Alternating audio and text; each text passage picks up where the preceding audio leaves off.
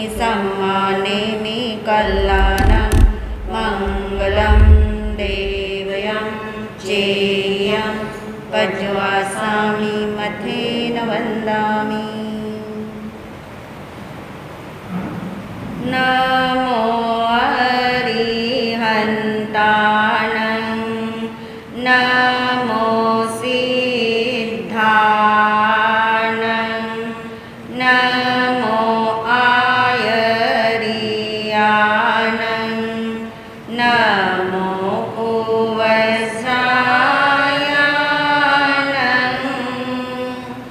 नमो लोये सवसागुणं एसो पञ्चनमोकारो सर्वपावपनाशनो मङ्गलानं च सर्वेसिं परमं हवै मङ्गलं मङ्गलानं च सर्वेसिं परमं हवै मङ्गलम्।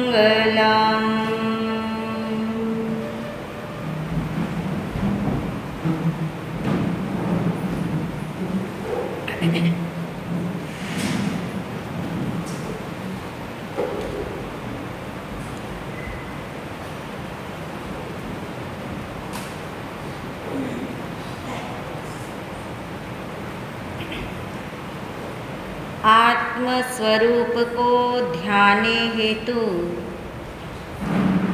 आंखें बंद करें।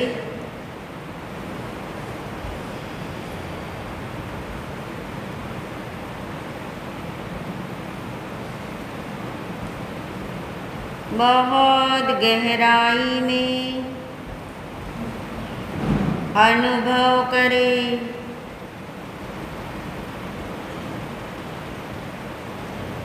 अपने होने का एहसास पक्का करें।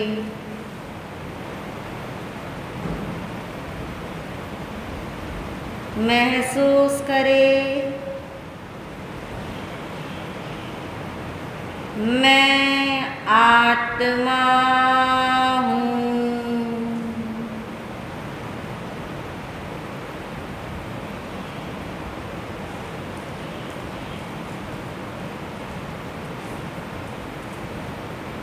मैं आत्मा ही हूँ।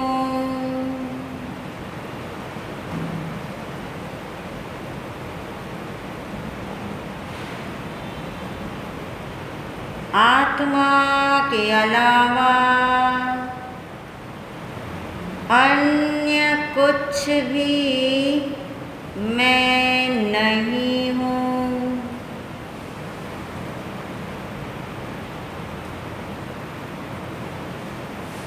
मैं शुद्ध आत्मा हूँ।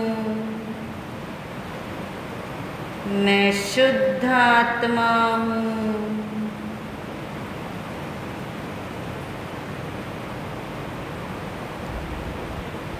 मेरा अस्तित्व वर्तमान पर्यंत नहीं है। मैं भूतकाल में भी था, मैं भविष्य में भी रहूँगा। इसलिए मैं त्रिकाल स्वरूपी हूँ। मैं कल भी था, मैं आज भी हूँ, मैं कल भी रहूँगा। मैं त्रिकाल हूँ।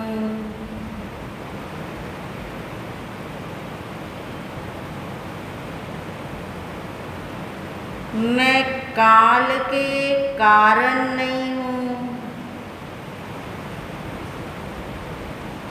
इसलिए काल का मुझ पर कोई प्रभाव नहीं है।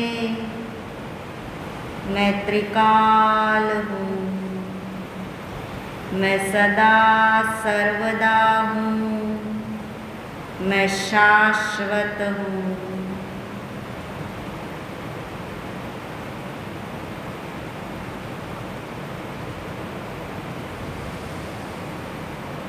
मैं अनादि अनंत नित्य हूँ, क्योंकि मेरा वैभव भी नित्य है।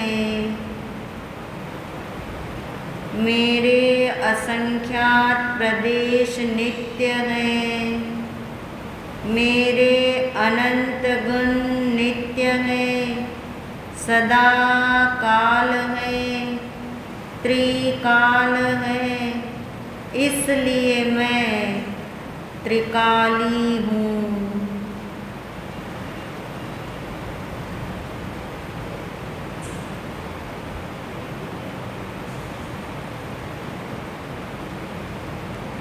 काल पलटता है, समय बदलता है, मगर मैं आत्मा काल के पलटने पर भी नहीं पलटता, समय के बदलने पर भी मैं आत्मा जैसा था वैसा ही रहता हूँ। मैं जहाँ हूँ वहीं रहता हूँ। मैं अपने असंख्यात प्रदेशों में हूँ, मैं वहीं रहता हूँ। मैं अनंत गुणों का घन पिंड हूँ, मैं त्रिकाल अनंत गुणों का घन पिंड ही हूँ।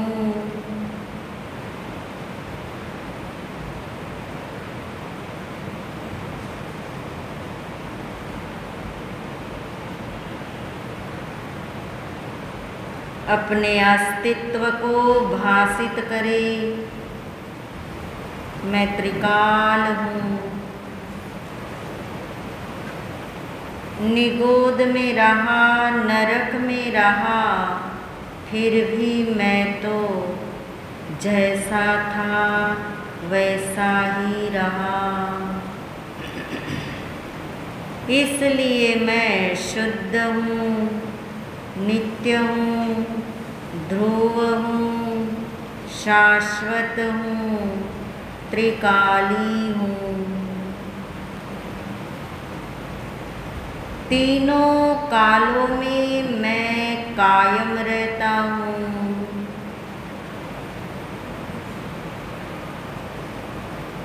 मेरी सत्ता, मेरा अस्तित्व त्रिकाल है। मैं सत्ता स्वरूप हूँ।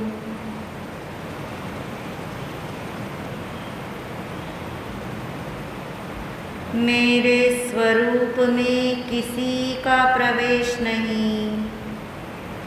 मेरे अनंत गुण मुझे छोड़कर जाते नहीं। अन्य द्रव्य के कोई गुण मुझ में आते नहीं। इसलिए मैं शुद्ध तत्व हूँ, शुद्ध तत्व हूँ, त्रिकाल हूँ। मैं त्रिकाली हूँ। इस भाव से अपने को बारंबार भावित करें।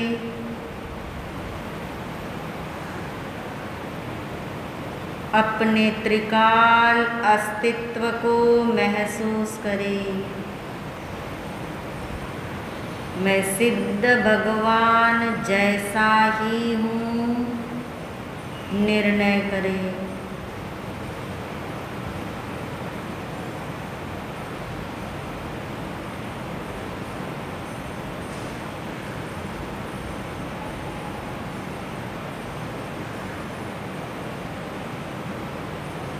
मैं त्रिकाल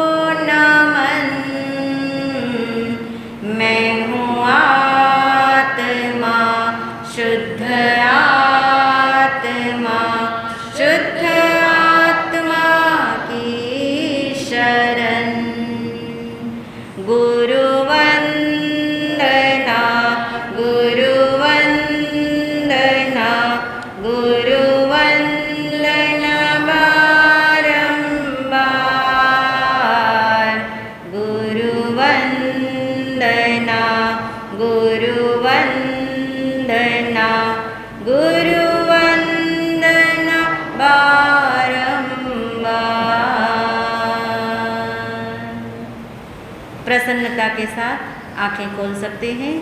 परम श्रद्धेय परम उपकारी महाराज श्री के चरणों में अनंत वंदन नमन।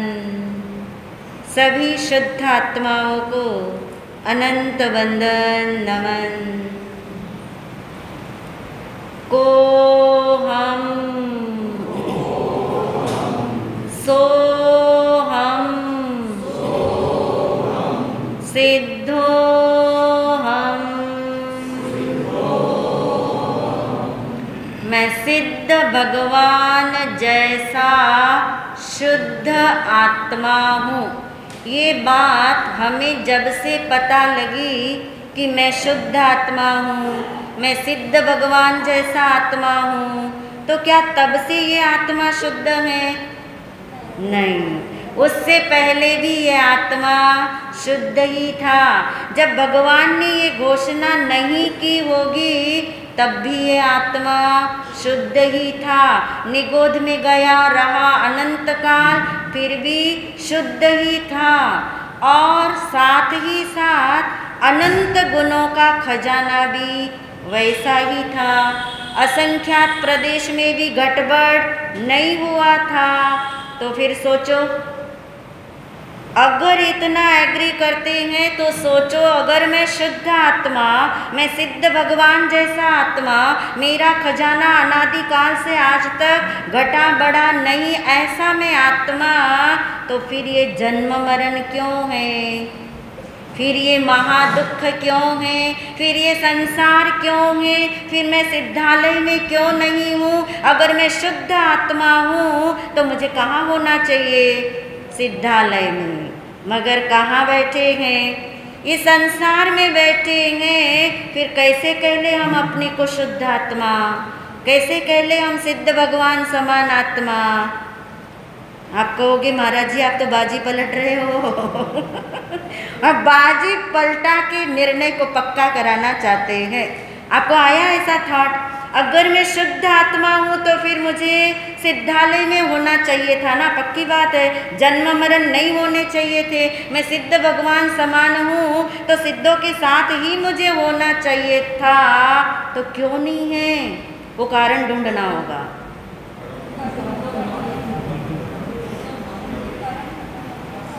देखिए, यदि नजर कर्म पे गई तो अभी शुद्ध आत्मा का निर्णय नहीं हुआ। कर्म बड़े लग रहे, अभी हम जानेंगे बाद में, कर्म की फिलॉसफी भी जानेंगे।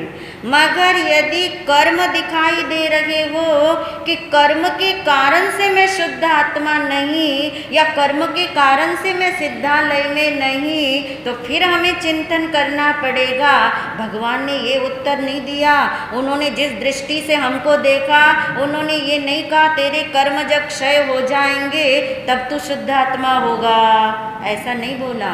यानी यदि ये कर्म भी हैं, राग द्वेष भी हैं, ये शरीर भी साथ में है, फिर भी भगवान घोषणा करते हैं तू शुद्ध आत्मा है। और हम उनसे पूछते बनते, यदि मैं शुद्ध आत्मा हूँ तो मैं सिद्धालय में क्यों नहीं हूँ? तो भगवान ने कहा एक ही भूल हो रही है। कर्म शब्द नहीं दिया उत्तर। कर्म को लाएंगे तो त्रिकाल में भी हम अपने आप को शुद्ध आत्मा कभी नहीं मान पाएंगे। कर्म है, कर्म नहीं है ऐसा नहीं कह रहे, मगर कर्म को प्रायोरिटी देंगे तो कभी भी ये शुद्ध स्वरूप नहीं दिखाई देगा। भगवान ने कहा तेरी एक ही भूल हो रही है कि तूने अपने को आज तक क्या नहीं माना? शुद्ध। बस एक ही भूल है, तू शुद्ध आत्मा है मगर तूने अपने आप को आज तक क्या नहीं माना?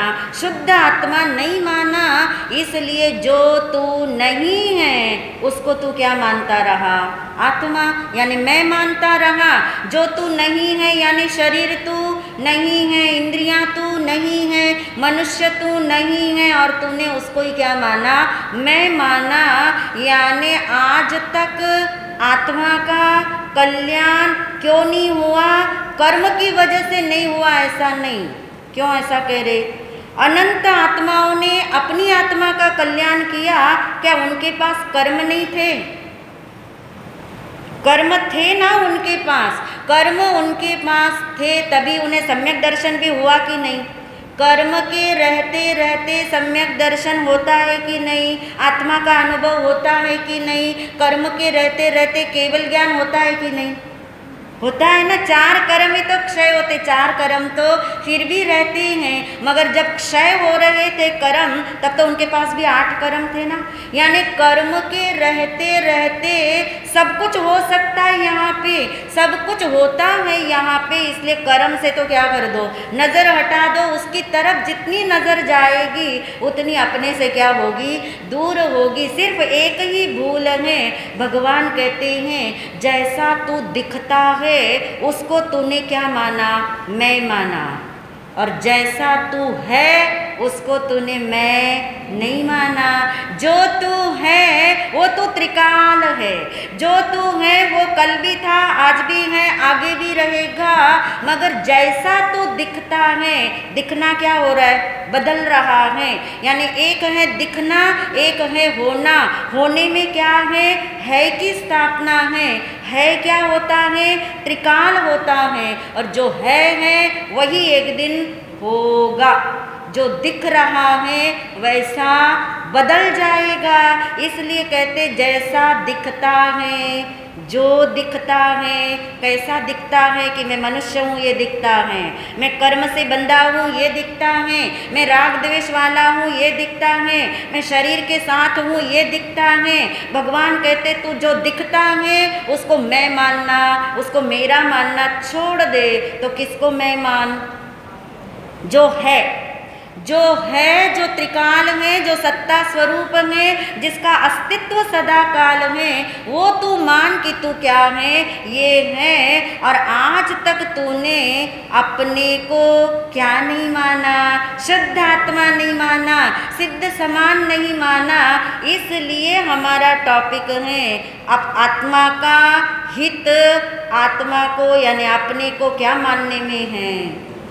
जब तक अपने को शुद्ध आत्मा मानेंगे नहीं, जानेंगे नहीं, अनुभव करेंगे नहीं, तब तक आत्म कल्याण का रास्ता ही नहीं खुलता। इसलिए भगवान ने कहा पहले से पहले ये निर्णय कर, आत्मा स्वयं क्या है, परमात्मा। यानी मैं स्वयं किसके समान हूँ, सिद्ध भगवान समान हूँ, मगर अपनी आइडेंटिटी भूल चुका हूँ, अपनी पहचान भूल चुका हूँ। इसलिए पहचान के लिए भगवान ने ये विधि बताई कि तेरी पहचान शरीर से कायम नहीं है, तेरी पहचान राग द्वेष कषायों से कायम नहीं है, तेरी पहचान और किसी परमाणुओं से, वस्तु से, रिश्तेदारों से कायम नहीं है। क्या है तेरी पहचान, कौन है तू, शुद्ध आत्मा या सिद्ध भगवान जैसा आत्मा या परमात्मा। यानी अपनी आइडेंटिटी बदलते जा रहे हम, साथ साथ सिर्फ सुनने का ही काम नहीं कर रहे, थोड़ा बहुत निर्णय भी कर रहे, पक्का कर रहे उस चीज़ को, अपना पहचान पत्र बना रहे। क्योंकि बिना पहचान पत्र के तो आपको बाहर में भी प्रवेश, तो सिद्धालय में प्रवेश करना है तो आईडी तो चाहिए, पहचान पत्र तो आपके हाथ में चाहिए कि आप कौन हो। तो एक निर्णय तो आपको पक्का हो गया, 1 महीने में इतना निर्णय तो पक्का कर लिया हमने, मेरी पहचान क्या है, शरीर मेरी पहचान नहीं है, परमाणु मेरी पहचान नहीं है, भाव भी मेरी पहचान नहीं है। वो क्या होते हैं, बदलते हैं। विचार मेरी पहचान नहीं है, नाम मेरी पहचान नहीं है, ज्ञान जो छोटा बड़ा कम ज़्यादा होता है वो ज्ञान भी मेरी पहचान नहीं है, संयम भी मेरी पहचान नहीं है। मेरी पहचान क्या है, एकमात्र पहचान क्या है, मैं कौन हूँ, मैं शुद्ध आत्मा हूँ। नंबर 1 पहचान पत्र पे नंबर 1 ये लिखा जाएगा, पहचान यानी शुद्ध आत्मा। फिर आप लिखते हो अपना एड्रेस, क्या लिखोगे एड्रेस में, स्थाई पता है ना, स्थाई पता लिखते हैं ना लोग, जो उनका किराए का घर होता है और फिर अपना घर लेते हैं तो फिर क्या लिखते हैं, परमानेंट एड्रेस। स्थाई पता आपका क्या है, सिद्धालय। स्थायी एड्रेस आपका सिद्धालय है, यानी मैं मनुष्य हूँ, ये मेरा स्थायी एड्रेस नहीं है। यानी मेरा असली पता, असली ठिकाना, स्थायी एड्रेस कौन सा है? सिद्धालय है। और मेरा पद क्या है? ये भी तो लिखना पड़ता है ना आपको, पहचान पत्र में पद भी लिखना पड़ता है, डिग्रियां लिखनी पड़ती है, पद लिखना पड़ता है। आपका पद कौन सा है? सिद्ध पद है। यानी जो पद कभी भी अपद नहीं होगा, अरिहंत पद भी बदल के क्या मिलेगा? सिद्ध पद मिलेगा। मगर सिद्ध पद बदल के कौन सा पद मिलेगा? कोई नहीं पद मिलता। यानी वो पद मेरा स्थायी पद है। इसलिए कोई कामना किसी पद की मत रखो, स्थायी पद है, सिद्ध पद मेरा स्थायी पद है। और आपका बर्थ डेट भी ले लेते आज।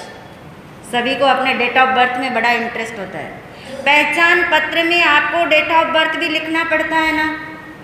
अब आप बताइए, आपकी आइडेंटिटी तैयार हो रही है, पहचान पत्र तैयार हो रहा है, अब वहाँ क्या लिखोगे?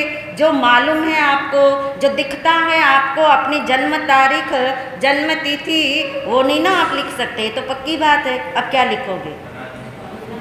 अनादि। बहुत सुंदर। अनादि अनंत। क्या शब्द दिया? अनादि अनंत। देखिए जन्म तिथि में तो आप वो लोगे ना, डेट ऑफ बर्थ में वो लोगे जब आप मनुष्य बने, वो लिखोगे। और ये मेरी आइडेंटिटी तो है नहीं। फिर जाओ पीछे, फिर मेरी आइडेंटिटी क्या है? मेरा बर्थ कब हुआ था? आत्मा का तो जन्म ही नहीं होता। आत्मा का तो जन्म ही नहीं होता। क्यों नहीं होता? जन्म उसका होता है जिसका प्रारंभ होता है। मेरा प्रारंभ नहीं होता। क्यों नहीं होता? क्योंकि मुझे किसी ने बनाया नहीं। मुझे किसी ने बनाया नहीं, यानी आत्मा को किसी ने बनाया नहीं है, इसलिए वो अनादि है। और जो अनादि होता है वो क्या होता है? अनंत होता है। 4 चीज़ें पहचान पत्र में आपने पक्की कर ली। रोज सुबह उठ के अपनी आइडेंटिटी चेक करो, कुछ मैंने बदल तो नहीं दिया इसके अंदर। नंबर 1 कि मेरी पहचान शुद्ध आत्मा, उसके बाद अपना असली ठिकाना, स्थायी पता, सिद्धालय, उसके बाद आ गया मेरा स्थायी पद कौन सा है? सिद्ध पद है। और मेरा जन्म तिथि या मेरा डेट ऑफ बर्थ क्या है? अनादि अनंत है, चेंज नहीं होता कभी। आपके डेट ऑफ बर्थ तो दूसरी गति में जाएंगे, चेंज हो जाएंगे, ये चेंज नहीं होता। इसलिए कैसा है? अनादि अनंत है। और मेरा क्या क्या है? ये भी तो बताना पड़ता ना, कितनी प्रॉपर्टी आपके पास, कितनी प्रॉपर्टी आपके पास है, क्या आपकी पहचान है। और आप, हाँ, अनंत गुणों का घन पिंड हूँ। मेरा अनंत खजाना कभी भी मुझे छोड़कर जाता नहीं। जो जैसा है वैसा ही रहता, जितना है उतना ही रहता, जहाँ है वहीं रहता है, और अनंत के रूप में अनंत काल तक रहता है। ऐसी महिमा है मेरा ये है। और मेरा क्या है? और मेरे अपने आत्म प्रदेश जो कितने हैं? गुण मेरे अनंत हैं, प्रदेश मेरे असंख्यात हैं। और कल की चर्चा हमारी अधूरी थी कि असंख्यात प्रदेशों में ये अनंत गुण कैसे रहते होंगे। तो कल हमने 3-4 बातें क्लियर की कि कैसे नहीं रहते। पहले तो ये क्लियर करो, कैसे नहीं रहते। याद आ रहा है कुछ कल हमने जो बताया था? जैसे गेहूं के डिब्बे में गेहूं भरे जाते हैं या बोरी में जैसे गेहूं रहते हैं, ऐसे अनंत गुण आत्मा में नहीं रहते। अगर ऐसे रहेंगे तो स्वरूप कुछ और हो जाएगा, इसलिए ऐसे नहीं रहते। नंबर 1। नंबर 2, क्रम से नहीं रहते कि पहले ज्ञान आएगा फिर यहाँ बैठ जाएगा, फिर कौन आएगा? दर्शन आएगा, श्रद्धा आएगी, हृदय में बैठ जाएगी, फिर चारित्र का गुण आएगा, पैरों में आ जाएगा, आचरण करने वाला। ऐसा नहीं है स्वरूप। ऐसे क्रम से अनंत गुण नहीं रहते आत्मा के साथ, अक्रम से रहते। अक्रम का मतलब है बिना क्रम के रहते हैं, उसमें कोई भी क्रम नहीं होता। नंबर 3, अगर ऐसा सोचो कि ये अनंत गुण आत्मा में कैसे रहते होंगे, तो ऐसे भी नहीं रहते जैसे एक किताब पे दूसरी किताब, दूसरी पे तीसरी, तीसरी पे चौथी, क्या लग गई, क्या बोलते, थप्पी लग गई। ऐसी जो थप्पी की तरह भी अनंत गुण नहीं रहते कि 1 2 3 4 एक के ऊपर एक के ऊपर एक ऐसे रहते होंगे, ऐसे भी नहीं रहते। और चौथी बात हमने तय की थी कि जैसे शरीर के अंग हैं, शरीर के अवयव हैं, इस तरह भी आत्मा के अनंत गुण नहीं रहते। क्योंकि यहाँ क्या है व्यवस्था, शरीर का कोई भी अवयव शरीर को छोड़ के नहीं जाता, शरीर के साथ ही रह के अपना काम करता है, मगर एरिया यानी प्लेसमेंट इन्होंने अलग अलग चुनी है। दोनों आँखों की प्लेसमेंट छोटी सी है, कान की प्लेसमेंट ऐसी है, हाथों की प्लेसमेंट बड़ी है, पैरों की उससे बड़ी है, यानी अलग अलग प्लेसमेंट पे रहते हैं। रहते शरीर के साथ ही अभेद हैं, मगर आत्मा के अनंत गुण ऐसे नहीं रहते। इसलिए शरीर को देख के आत्मा का ध्यान नहीं लगाना।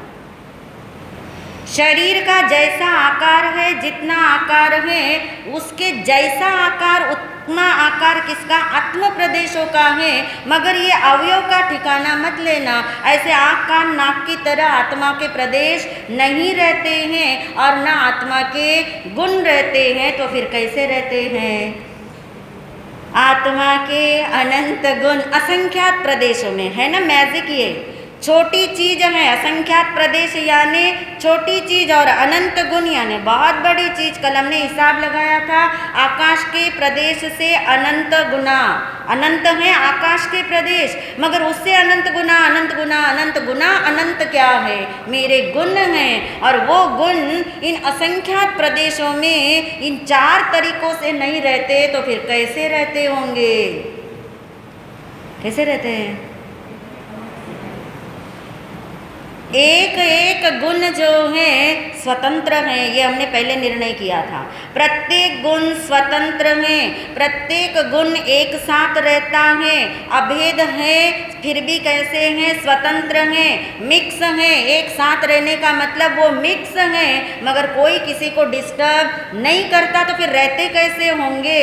तो उसके लिए बहुत सुंदर बात बताई गई कि स्वरूप ऐसा है आत्मा का, असंख्यात प्रदेश है, अनंत गुण है, और एक एक गुण आत्मा का पूरे के पूरे असंख्यात प्रदेशों में फैला हुआ है। यानी एक एक प्लेसमेंट नहीं ली ना इन्होंने, पूरे असंख्यात प्रदेशों में। मान लीजिए ये असंख्यात प्रदेश हैं, तो ज्ञान गुण आया और पूरे असंख्यात प्रदेशों में फैला हुआ है, तो कहाँ नहीं है वो, सब जगह है। फिर दूसरा गुण है, वो भी आत्मा के असंख्यात प्रदेशों में फैला हुआ है। अब आप यदि कहो कि ऐसा क्यों है, तो हर क्यों का जवाब हमारे जिनवानी में है। क्यों अगर जानना चाहे तो हर एक का क्यों भगवान ने हमें बताया, ताकि कहीं संशय ना रहे, कहीं तर्क करने की ज़रूरत ना रहे। और ये स्वरूप कल्पना नहीं है, ये एज इट इज़ जैसा है, जैसा हमारे भगवान ने देखा है, जैसा अनंत आत्माओं ने इसका अनुभव किया और सिद्धालय को पाया, वो कल्पना लोक मत समझना, ये ऐसा ही अंदर में है। ये बात और है, हमें आँखों से दिखता नहीं, और हमें महिमा किसकी आती है, जो आँखों से दिखाई दे। लोग कहते जो आँखों देखा वो सच होता है, कानों देखा सच नहीं होता, मगर दोनों ही सच नहीं होते। ये आँखों देखा भी सच नहीं होता, कानों सुना भी सच नहीं होता। जो अनुभव है, जो सत्ता स्वरूप यहाँ मौजूद है, जिसका अस्तित्व एज इट इज़ है, वो स्वरूप भगवान ने बताया कि ये अनंत गुण इन असंख्यात प्रदेशों में कैसे समाये रहते हैं। तो एक एक गुण पूरे में फैला है, कितने प्रदेशों में, असंख्यात प्रदेशों में फैला है, और वो फैला ही रहता है। देखिए, एक चीज़ फैल जाए और फैली ही रहे, दोनों में अंतर है। एक चीज़ आपने प्रसारित कर दी, मगर वो वैसी ही रहे ज़रूरी नहीं। इसलिए लॉजिक दिया गया, भगवान ने ये बात बता दी कि आत्मा में एक शक्ति ऐसी है, जिस शक्ति के बल पे, कोई तो बल चाहिए ना, वो शक्ति के बल पे प्रत्येक गुण, प्रत्येक में सारे अनंत आ जाएंगे एक के बाद एक, प्रत्येक गुण आत्मा के असंख्यात प्रदेशों में पसरा रहता है, फैला रहता है, व्याप्त रहता है। ऐसी शक्ति इस आत्मा में है जिस शक्ति का नाम है विभुत्व शक्ति। बोलिए। एक शक्ति का हमने और परिचय कराया था आपको, कौन सी वाली शक्ति थी वो? प्रदेश के लिए बताया था, नियत प्रदेशत्व। नियत प्रदेश, ऐसी अनंत शक्तियां हैं आत्मा में। एक दो शक्तियों से तो अपनी जबान पवित्र कर ले हम, एक दो शक्तियों को तो याद रख ले कि मेरे असंख्यात प्रदेश अखंड रूप से क्यों रहते हैं, घटते बढ़ते क्यों नहीं हैं, संकोच विस्तार होते हुए भी कम ज़्यादा क्यों नहीं होते? क्योंकि मुझ में यानी आत्मा में, प्रत्येक आत्मा में वो शक्ति है जिस शक्ति का नाम नियत प्रदेशत्व है। और मेरे असंख्यात प्रदेशों में ये अनंत गुण ऐसे क्यों पसरे रहते हैं और ऐसे क्यों फैले रहते हैं? क्योंकि आत्मा में विभुत्व नाम की शक्ति है जो अनंत गुणों को असंख्यात प्रदेशों में स्थायी बना के रखती है। स्थायी का मतलब जैसे थे वैसे। तो अब हमें क्या समझ आ रहा है? मैं फिर से बोलती हूँ, असंख्यात है किसके प्रदेश? आत्मा के प्रदेश। किसके गुण अनंत हैं? मेरे गुण अनंत हैं। अनंत गुणों ने कहाँ रहना है? असंख्यात प्रदेशों में रहना। कैसे रहते होंगे? क्योंकि ये असंख्यात और वो अनंत, तो एक एक गुण एक एक जगह नहीं रहता, एक एक गुण एक एक क्रम से नहीं रहता। और इस तरह से कोई बर्तन में चीज़ आप भरते हैं ऐसे भर के नहीं रहता। जैसे कोई थप्पी के ऊपर थप्पी लगाते हैं पुस्तकों की या किसी चीज़ की, वैसे भी नहीं रहता। शरीर के अवयवों की तरह भी नहीं रहता। तो एक एक गुण पूरे के पूरे आत्म प्रदेशों में फैला रहता है। अगर ये स्वरूप समझ में आता हो तो इस प्रश्न का आप जवाब देंगे तो मुझे भरोसा पड़ जाएगा आपको समझ आ गया, क्योंकि मेरा भी भरोसा ज़रूरी है। आपके गर्दन हिलाने से, आपके मुस्कुराने से, आपके हाँ बोलने से हम नहीं मानेंगे। आपको क्या समझ आया इस चीज़ के अंदर कि मेरे एक आत्म प्रदेश पर कितने गुण होंगे? बहुत सुंदर। इधर की आवाज़ तेज आई, इधर की थोड़ी धीमी आई। इधर देख लूँ फिर से। अच्छा, पता है महाराज जी ने गारंटी आपके ली है, अभी मैंने नहीं ली। अनंत, एक एक प्रदेश पे अनंत गुण कैसे हुए? क्योंकि जब एक गुण असंख्यात प्रदेशों में फैला, दूसरा भी असंख्यात, तीसरा भी असंख्यात प्रदेशों में, तो ऑटोमेटिक एक प्रदेश पे कितने गुण आए? अनंत गुण आए। यानी इस असंख्यात प्रदेशों में विशेषता देखो, एक प्रदेश की भी विशेषता देखो। एक प्रदेश पर भी कितने गुण हैं? अनंत गुण हैं। इसलिए कहा मैं अनंत गुणों का घन पिंड हूँ। घन पिंड का राज ये है, जहाँ एक गुण है वहाँ कितने गुण हैं? अनंत गुण हैं। तो अब थोड़ा भाषित करके देखो अपने आप को। जब आप आत्मचिंतन करो, आप आत्मस्वरूप का ध्यान करो, आप आत्म ध्यान साधना में बैठो, आप शरीर से शुरू मत करो, सांसों से शुरू मत करो, किसी और ध्वनि से शुरू मत करो, आप सीधा ग्रहण करो, मैं आत्मा असंख्यात प्रदेशी हूँ।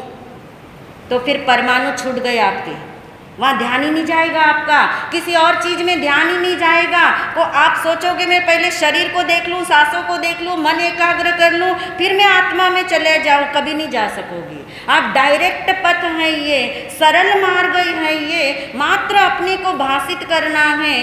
भाषित क्यों करना है? क्योंकि स्वरूप ऐसा है।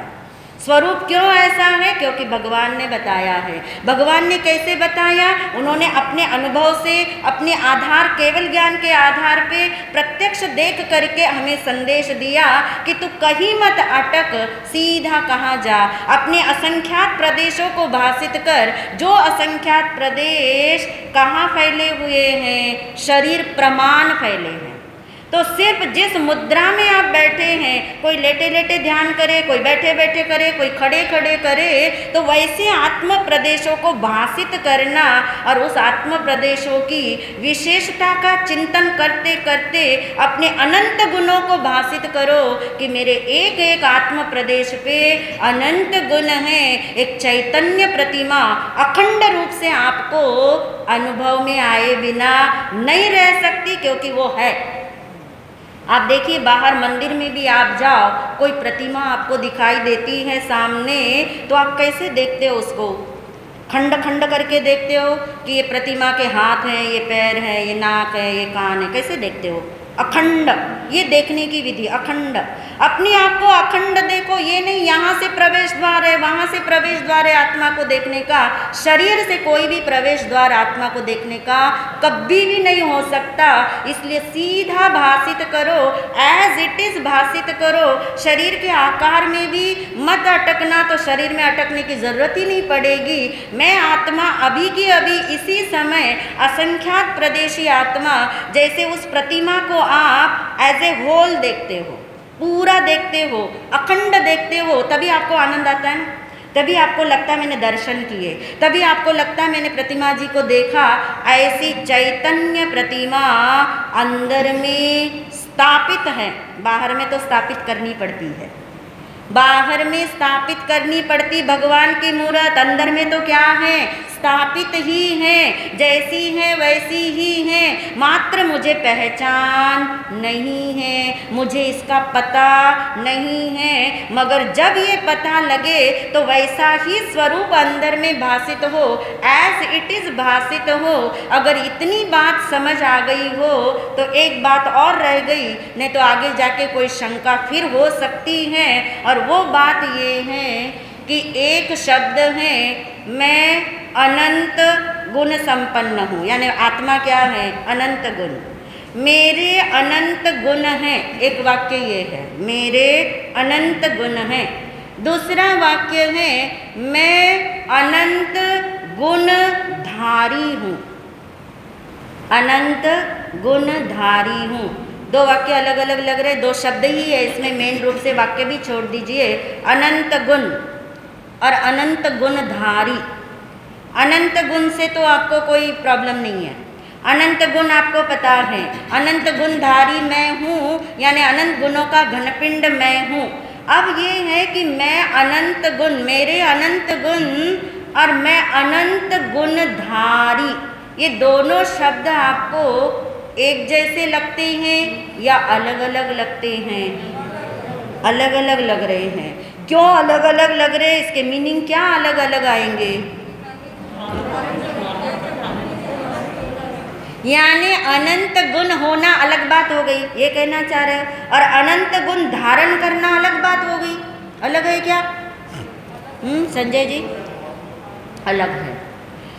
यानी आप इसको ऐसे समझो, जैसे उदाहरण ले बाहर का आपके पास 100 ड्रेस है। अब अनंत तो नहीं बोल सकती ना, 100 ले लेती हूँ, 100 तो होंगे, चलिए जितने होंगे उतने। आपके पास 100 ड्रेस है और आप 100 ड्रेस के धारी हो, अंतर है? आप एक ड्रेस धारी हो, बहुत सुंदर, यानी 100 ड्रेस आपके पास हैं, मगर आप क्या हो? एक ड्रेस धारी हो। यदि आप एक ड्रेस के बाद दूसरा बदलोगे तो पहला क्या करना पड़ेगा? निकालना पड़ेगा। दूसरा पहनोगे, तीसरा पहनोगे तो दूसरा वाला निकालना पड़ेगा। एक दिन में कितने धारण कर लोगे? नहीं, आपको बोरिंग होती होगी तो 10 से ज़्यादा कितने धारण कर लोगे, पर एक के ऊपर एक तो नहीं धारण करोगे। यानी 100 ड्रेस आपके पास हैं, मगर आप 100 ड्रेस धारी नहीं हो। आप कौन हो? एक ड्रेस धारी। अब देखिए इसमें, मैं अनंत गुण, मेरे अनंत गुण हैं और मैं अनंत गुणधारी हूँ। एक ही बात आ गई। अब अभी अलग अलग लग रही थी आपको। मैं अनंत गुण, मेरे अनंत गुण, जैसे बाहर में आपको समझ आ गई ना एक बात, कि चाहे 100 ड्रेस आपके पास हैं, मगर 100 ड्रेस धारी आप नहीं हो, आप एक ड्रेस धारी। अब अपनी महिमा देखो आत्मा की। आत्मा के अनंत गुण यानी आत्मा अनंत गुण संपन्न, इसको क्या बोलते हैं? संपन्न। संपन्न यानी प्राप्त है। आत्मा अनंत गुण संपन्न है। जैसे आप 100 ड्रेस संपन्न हो, ऐसे आत्मा अनंत गुण संपन्न है और आत्मा अनंत गुणधारी है। क्या समझ आ रहा है? आत्मा अनंत गुणधारी है। थोड़ा चिंतन करके आएंगे, बहुत रहस्य है इसमें।